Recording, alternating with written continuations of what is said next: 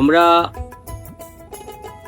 আধুনিক প্রযুক্তির মাধ্যমে সিলেট অঞ্চলের কৃষি উন্নয়ন প্রকল্পের আওতায় এখানে দুটি প্রদর্শনী স্থাপন করি এবং এই কলা চাষটা আমাদের এই অঞ্চলে এটাই প্রথম।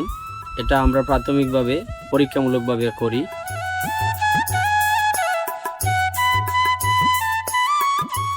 এখানে আমরা কলার মোচাও বের হওয়া শুরু হয়েছে। প্রায় কলার মোচা দেখে আমরা খুবই আশাবাদী। এই কলার মোচা থেকে আমরা ইনশাল্লাহ আরও অনেক কৃষকরা, পার্শ্ববর্তী কৃষকরাও দেখতেছে, দেখে ওনারাও আগ্রহ প্রকাশ করতেছে এবং এই G9 কলা যেটা, এটা সম্প্রসারণ হচ্ছে।